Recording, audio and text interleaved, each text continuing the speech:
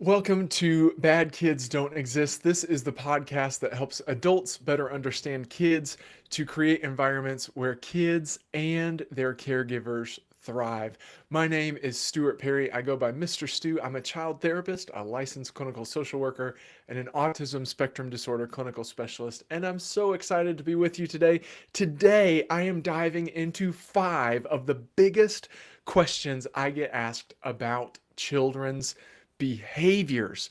I'm hoping that in answering these questions, I'm going to give you some insight for understanding and connecting with children, even if they're showing disruptive behaviors. If that sounds like a good idea to you, make sure you like this video and subscribe so you don't miss out on any of the fun, and it helps other people find the content. So please like and subscribe if you're able. I'm going to jump right into question 1. Here it is. Question 1. What's one piece of advice you give to parents about understanding their child's behavior? If there's one thing that every parent needs to know, or every caregiver needs to know about children and their behavior, it's this: behavior is communication. For children, their natural form of communication is not verbal, it is behavioral. And if you've watched Bad Kids Don't Exist, or if you've listened to this podcast much, you know I talk often about a part in the brain that's called the prefrontal cortex. The prefrontal cortex is located just behind the forehead, and it's responsible for all sorts of things. But one of the main things that it's responsible for is verbal language processing. So being able to understand and comprehend verbal language, being able to process it, and being able to come up with verbal language. Well, young children don't have access really to that part of their brain. There's not a strong connection there. And that part of the brain doesn't really connect until around age 12, and then doesn't fully connect until age 25. So all through those years, everybody's just kind of learning how to communicate better. What that means is that when children feel something big, or when they need to communicate something big, a lot of times it comes out in their behaviors. Many times as adults or teachers are adults, but as parents or teachers or caregivers, what can happen is a child will show a disruptive behavior, and rather than trying to understand the message behind the behavior, the adult will focus on what the behavior was. So if a child um, runs up and I'll give an extreme example. If they run up and they hit me, what that's communicating to me is that they're angry. Now, that's not an acceptable way to tell me that they're angry, but I need to tell them I received that message. So rather than looking at them and going, I can't believe you just hit me. Why in the world would you do that? I look at them and I say, I know you're angry with me right now. I'm not for hitting, but if you need to hit, there's a dummy right over there that you can go punch. And so it's saying message received. And that is the big thing with children's behaviors, is that all behavior is trying to communicate something. It's trying to communicate, I want this, or I need this, or I'm feeling this way. And what we have to do as the adults in children's lives is, yes, we want to shape behaviors, and we want to show more positive behaviors and more productive ways to get needs met. But we also need to tell the child, oh, I see what you're trying to say. Now, there's a different way you need to tell me, but I do see what you're trying to communicate with me. Many times, children will escalate their behaviors because they don't feel like their message was received. So that's the big thing we have to do, is let them know that we understand the message. We have to look beneath that behavior. Instead of reacting to that behavior immediately, you can ask, what is my child trying to tell me through this behavior? What is it they're trying to show me that maybe they don't have the words for? Because when kids feel big feelings, sometimes they don't know what the feeling is. We aren't born knowing the names of emotions. Sometimes they just feel this big feeling and it has to come out. And then it's our job to say, I know you're feeling angry, but I'm not for hitting. you can hit that instead. And we have to be patient. We have to understand that children are developing this skill. And we can't just expect them to meet our expectations when that part of their brain isn't fully developed. So, yes, we want to help shape their behaviors and we want them to seek appropriate ways to get their needs met. But in the end, remember that it's not just a bad kid doing bad things because they like doing bad things. They're trying to communicate something to you. And if you can let them know that you are receiving the message that they're communicating, then some of that disruptive behavior will decrease and their ability to just share their needs will increase. It takes time and it takes patience. But if you'll remember that the behavior is communication and then help the child develop other ways to communicate the same thing, then that's where you'll see the progress. Hopefully this answer was helpful. If it was, make sure you like and subscribe so that you don't miss out on any of the fun tips and tricks here at Mr. Stu TV, and it also helps other people find the content as well. So please like and subscribe. Thanks so much. Yes. Well, you all.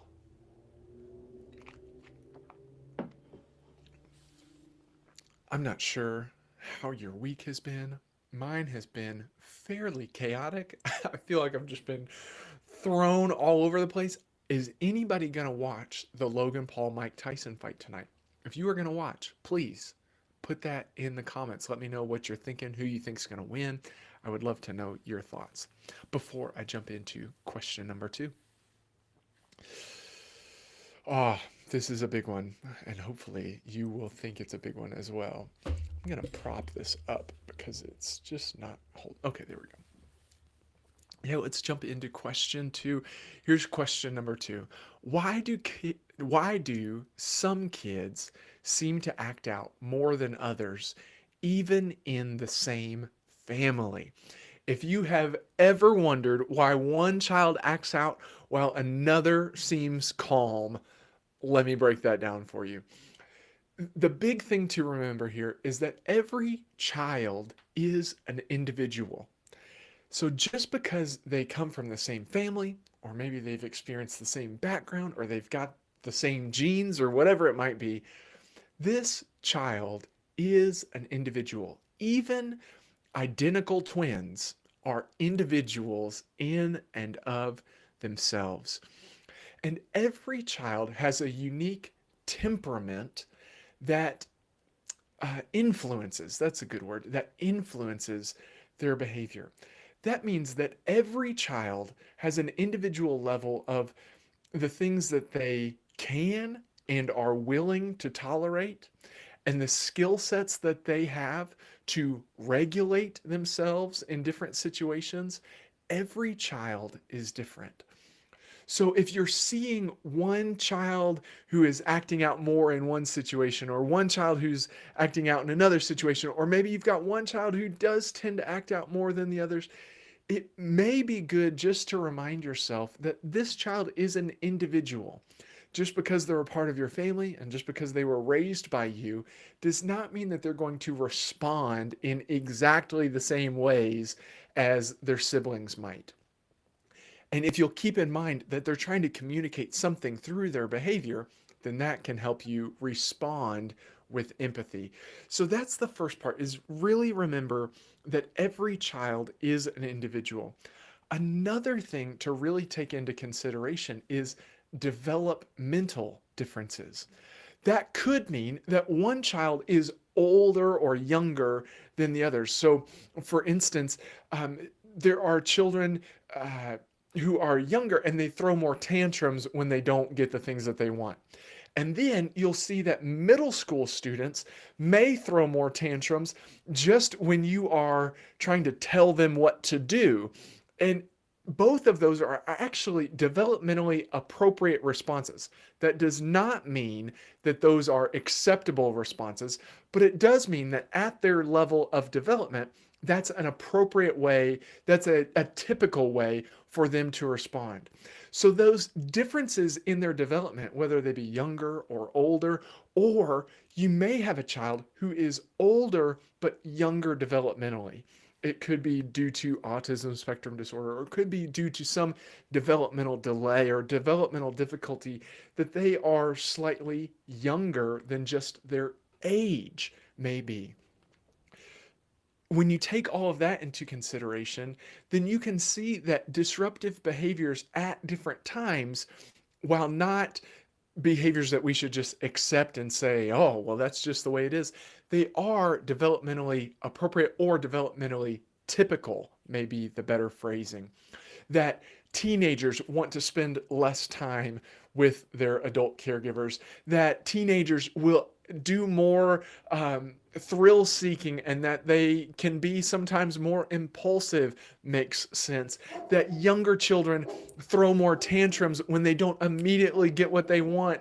That children in those middle ages of middle school, that they may show more disruptive behaviors when they're feeling a lack of self-esteem.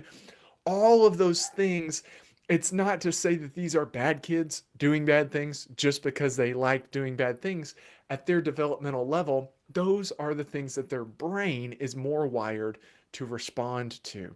So when you take into account that every child is an individual, and you take into account that every child is at a different developmental level, then that can help explain some of this difference in disruptive behaviors. There's one final piece, and that is birth order. Now, the science behind birth order is nuanced, and we can call it maybe an art rather than a science. But there is some research that does show that, for instance, children who are born first and they're the oldest child, they exhibit certain traits and certain behaviors. And that middle children, like me, the best, the best part of the Oreo is the middle. The best child in the sequence is the middle child. So middle children exhibit certain traits and certain qualities a lot of the time. That youngest children exhibit certain traits and certain qualities a lot of the time. That children in blended families exhibit certain traits and certain difficulties or disruptive behaviors at certain times. There's all sorts of nuance that where a child is in the family order also influences their temperament, and it influences some of the disruptive behaviors that they may show. For instance, a younger child or a youngest child many times will show disruptive behaviors if they don't get what they want. An oldest child will show disruptive behaviors if another sibling is getting more attention. That can happen with youngest children too. Middle children never show any disruptive behaviors at all because we are magnificent. No, middle children are typically the attention seekers, and so there can be disruptive behaviors related around attention seeking. When you take that into account, then you can understand why one child may be behaving differently than another child. If you are seeing differences in your own kids' behavior and this was helpful, make sure that you like this video, give it a thumbs up, and subscribe so that you don't miss out on the fun tips and tricks here, as well as it does help other people find this content. So please like and subscribe. Thank you so much. All right. Let's see. Ooh, this next question is a doozy, you all. It looks like this one came in on Instagram. My Instagram is at Mr. Stu TV. If you are not yet following me, please do. You can add me on Instagram, and you'll see that's the most personal of all my social media. I'm on Facebook, Instagram, Threads, and YouTube. YouTube is my largest social media platform. It's where you'll see lots of short form and long form videos. Facebook, you'll get some videos and some posts about different things that are going on in my professional world.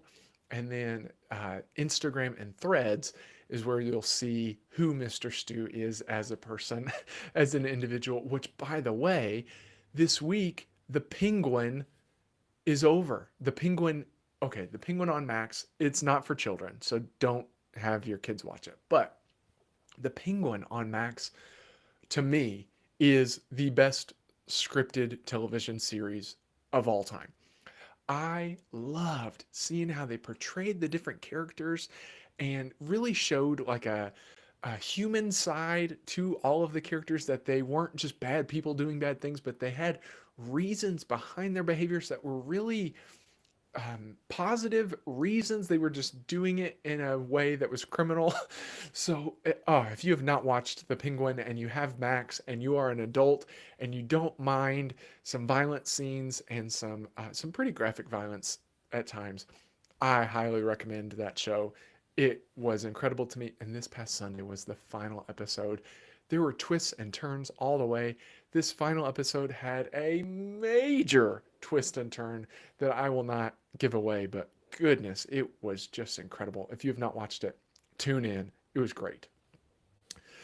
All right, let's jump into, let's see, Callie says, yo, what's up? What's up, Callie? Nice to see you. Thanks for joining. If you do have any questions or thoughts that you'd like to throw into the chat, if you are watching on YouTube or if you are watching on Facebook, go ahead and throw those in. I'm happy to respond to those as well while I'm going through the video. All right, question 3. This one's a tough one. Here we go. Question 3. What are the biggest mistakes adults make when trying to discipline children? Discipline is tricky, so let's talk about some of the biggest missteps and how to avoid them. The first and biggest misstep that I see is when people confuse discipline with punishment.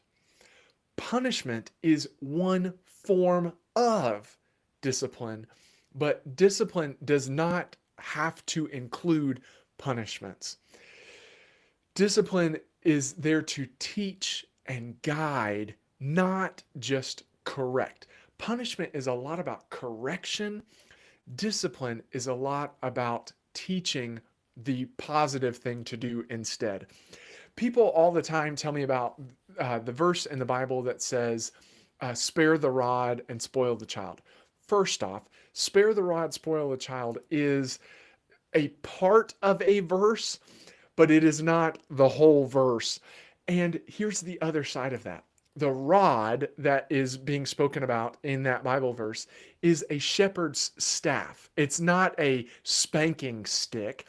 And a shepherd's staff was used to gently push and pull sheep so that they could get where they needed to go. It was not used to hit sheep with. As a matter of fact, if you hit a sheep, that sheep will run away and will not want anything to do with you. So people have taken this verse as spare the rod, spoil the child, and they've taken it to be like, well, see, this is why we need to hit kids. That is not what that verse was. That verse was saying we need to use what we can to guide children and direct them and correct them. But it was not meant to say, here's our reasoning for why it's okay to hit children. That should not be the case. But then talking about just discipline and punishment, many times people's first reaction when a child does something disruptive or shows a behavior that is just not one that you want them to show is to take something away or make their life miserable in some way. And it becomes like this back and forth exchange of, you did this to me, so now I'm going to do this back to you. You made me look silly, so now I'm going to do something to you. And it doesn't teach the child what to do instead. It just teaches them, hey, don't get caught for doing that thing. Or it teaches them, I'm not on your side. I'm not here to try to help you learn. I'm just here to punish you when you are out of line. Keep in mind that discipline is used to teach and to correct, and that doesn't always mean a punishment. Sometimes discipline is just a conversation. It's, hey, what was that about? It looked like you were upset, but then you did this thing, whatever it might be, and you just talk about it. That can be discipline. Why we have, as a society, believed that we always have to punish someone to help them learn a lesson is beyond me. But discipline is just guiding and just putting in place some things to help someone learn how to make better choices. Also, a big misstep is to ignore the why behind behaviors. If you ignore why someone did something, then you are really missing an opportunity for discipline. Many times people see a disruptive behavior, they go right to punishment, and they focus solely on the behavior, not the reason for the behavior. Just as a real world example, if someone got arrested for shoplifting, that is a criminal act. That is something that they should not have done. But then what if you come to find out that they were shoplifting because their child was starving and they needed to give that child some food? Now, again, the law would still say that this is a criminal act and this is punishable. But once you bring into account that this person had a reason for doing that, that was a morally positive reason, it doesn't mean that that behavior is fully acceptable. But do you see how that changes how you might discipline that person? It could be that instead of just throwing them in prison, which people don't really go to prison for shoplifting a little bit of food, but instead of just throwing them into prison, maybe you can connect them to resources and maybe they work off some of that debt of the thing that they stole. But in working, now they're also getting money to be able to pay for the things that they need. Do you see how that is discipline and the other is just punishment? And it takes into account the reason behind behaviors. If there's a child who pushes another child, let's just think about that. A child just pushes another child. That is a behavior that is typically unacceptable. But there could be different reasons why the child pushed the other child. Was it because that they felt threatened and so they shoved them? Was it because that child took a toy from them and so they shoved them? Was it because they were shoving that child out of the way of something that was coming to come and hurt them?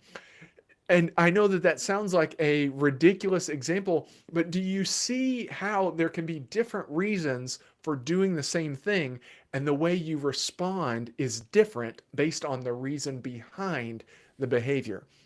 That is how we need to approach discipline as well, is not just reacting to behaviors, but taking into account, okay, here's why they did that thing. Another misstep is not setting developmentally appropriate expectations for behaviors. I'll go into kindergarten classes and the teacher will get upset and punish children, or at least have discipline for children who don't just sit still and quiet for the entire day. Well, guess what? Children who are 5 years old should not be expected to sit still and quiet for the entire day. No matter what the written expectation is, that written expectation should change if it says that 5-year-old children need to sit still and be quiet for an entire school day. So remember, keep in mind what is developmentally appropriate for children. And then the final misstep that I see is, again, from this punishment mindset, where it's just telling children what to not do instead of telling them what to do instead. There are times where children in my office have come in and they have hit me. Now, that's an unacceptable behavior. It's not something that they are allowed to do to me.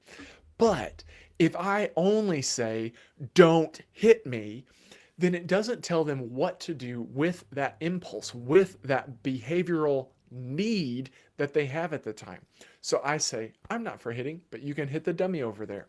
If you're at home, you can say, I'm not for hitting, but you can hit the couch cushion. I'm not for hitting, but you can go hit your bed. I'm not for hitting, but here, hit this pillow. You need to offer an alternative to the behavior so that they see there is an appropriate way to get this out. When you just say, no, don't, stop, then it tells the child, oh, well, there's no way to deal with this thing that is going on in my head. Offer an alternative. And that is really what discipline is helping shape them into making more positive choices. If it's just, oh, you got caught, so now here's your punishment, that doesn't teach the child what to do instead. Keep all those things in mind. Don't confuse discipline with punishment. Don't ignore the why behind the behaviors. Set developmentally appropriate expectations and make sure that you are introducing alternatives to the disruptive behaviors. If that gave you a new perspective, please like this video, share it with somebody that you know who it might be helpful to, and subscribe so you don't miss out on any of the fun tips and tricks here in our amazing community.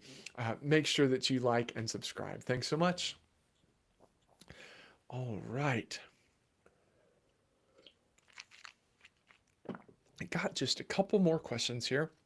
That was the third question. Hopefully this has been helpful in just reframing your mind on understanding disruptive behaviors in kids.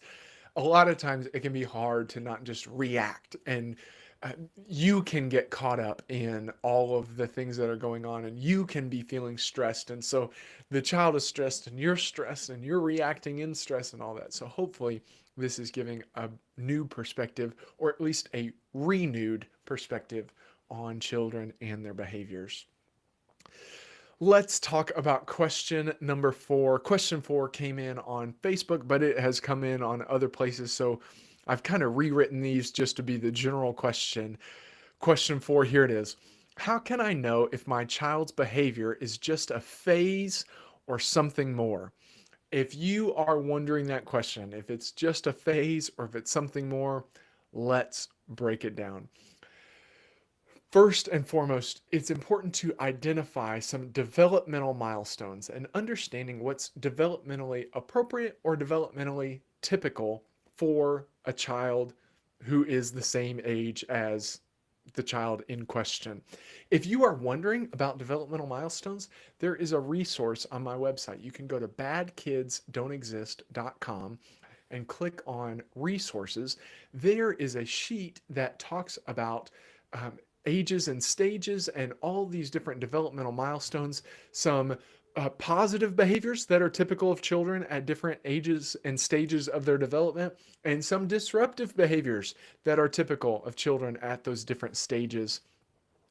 And once you understand that certain disruptive behaviors like tantrums and meltdowns are developmentally typical at certain levels, you can understand that it's just part of normal development, that those behaviors do serve a purpose, and it is our job as caregivers to help them learn how to do other things other than just have meltdowns and throw tantrums and all that kind of thing.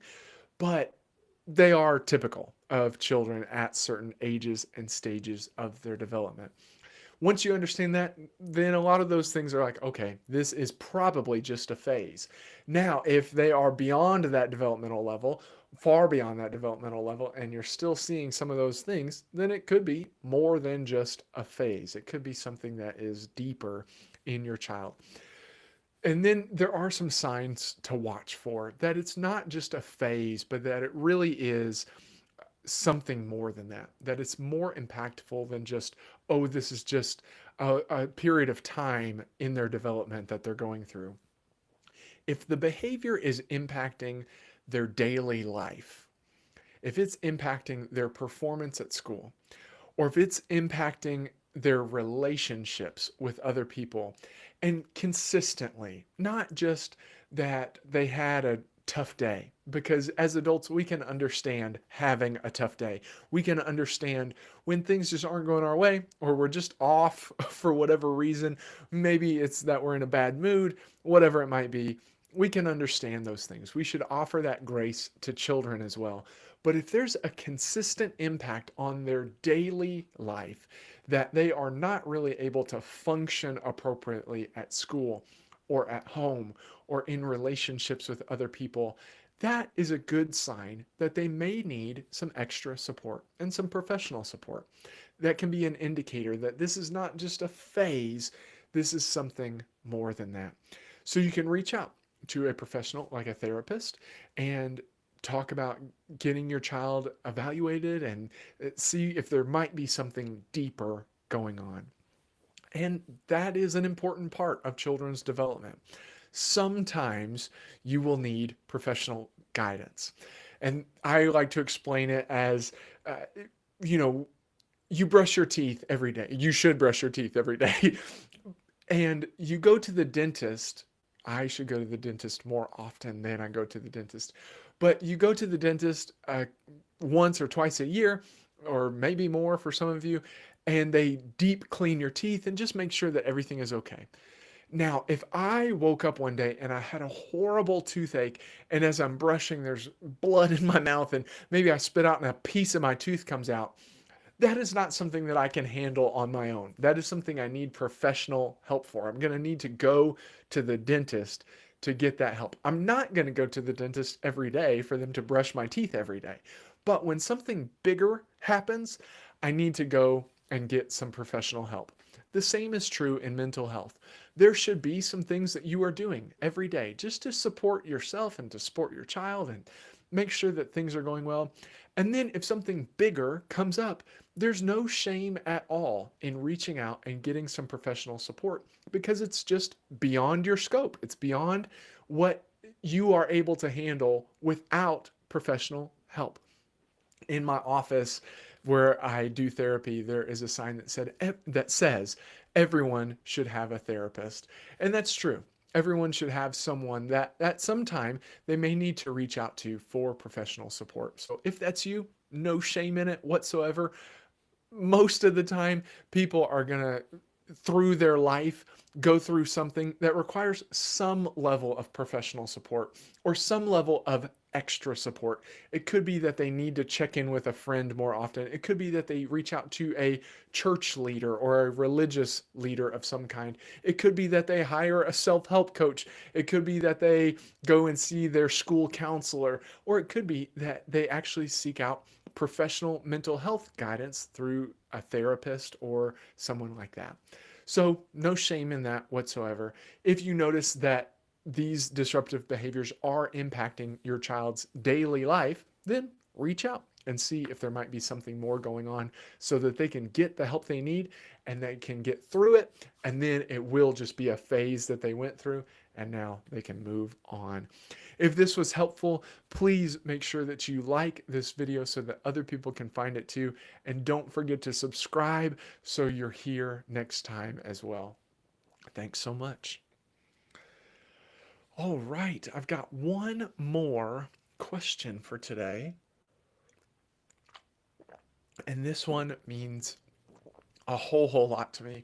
I'm not sure if you can tell, but helping adults better understand kids is a deep passion of mine. I love helping adults better understand kids.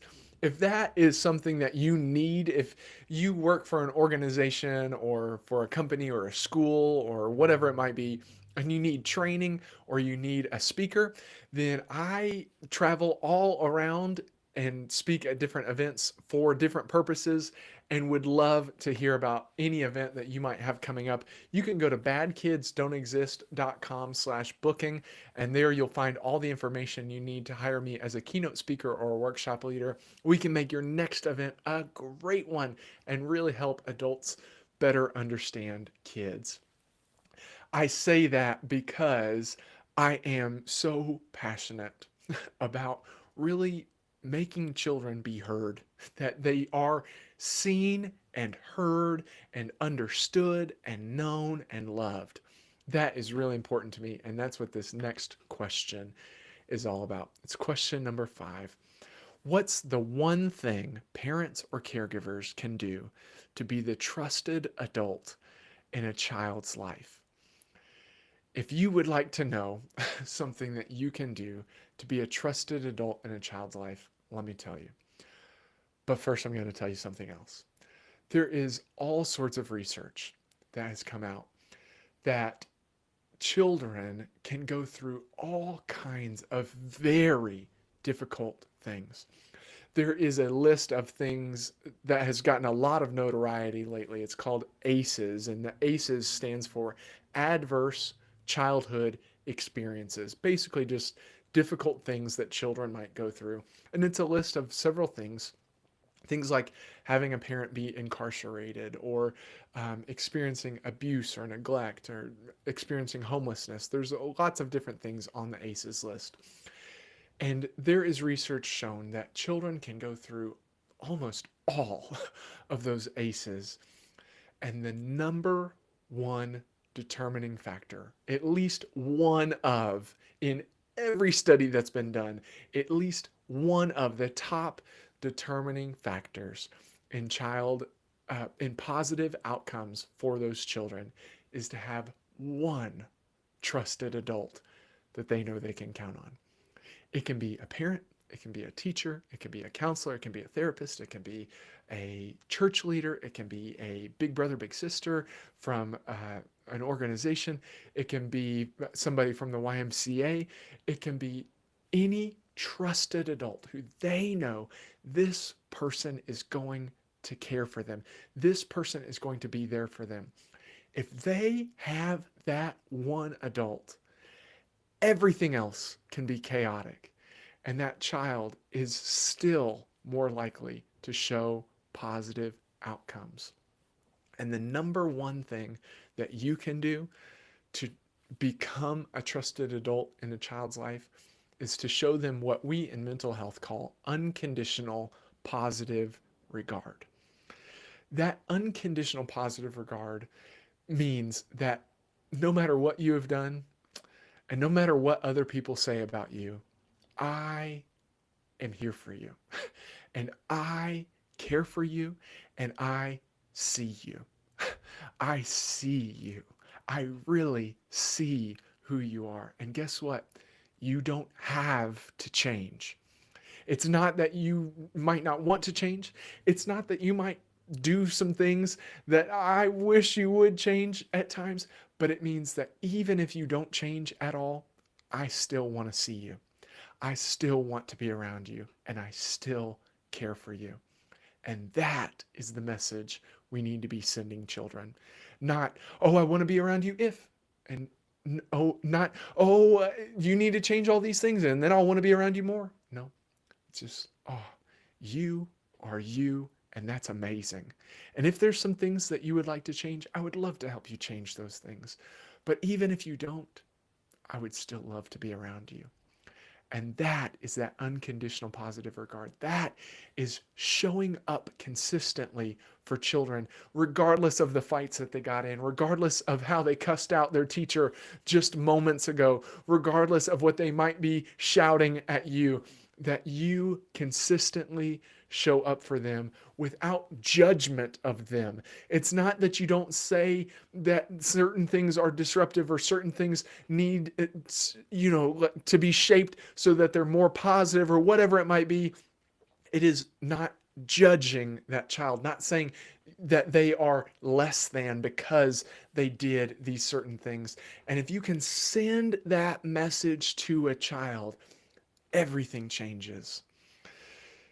If you can listen and not try to fix, even when they're telling you about these things where they were super disruptive and they say, yeah, and then I threw this at them and then I shouted at them and then I told them bloop, bloop, bloop, bloop, bloop, whatever it might be. And you just listen and you look at them and you go, oh, it sounds like that was really tough.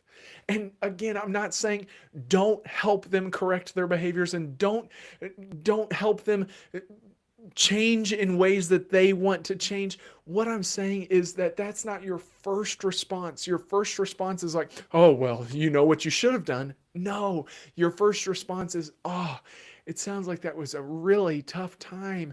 I'm so glad that you told me about that. Do you see how that shifts the whole narrative and tells the child that you are there for them, regardless of what they have done or what other people might say about them. You are there for them and you are present with them, and you don't want that to change.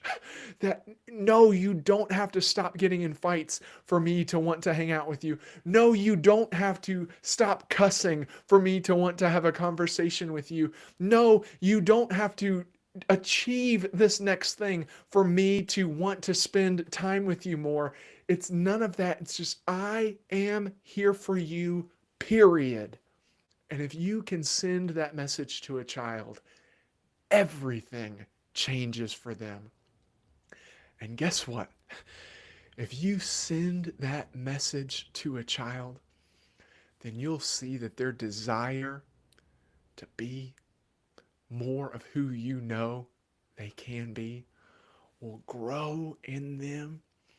And then their confidence that they can do the things that they want and need to do will continue to grow. And you will see a shift in their behavior from disruptive to more positive, not by focusing on those behaviors, but just by being there. There is a brilliant man who wrote the handbook of the therapy model that I follow. It's called Child-Centered Play Therapy. And the man, his name is Gary Landreth. He is amazing. And he says that the best way to help someone change is to give them the freedom to not have to change. Once you take off that pressure and you say, hey, it's up to you. Who you want to be is who I'm here to help you be.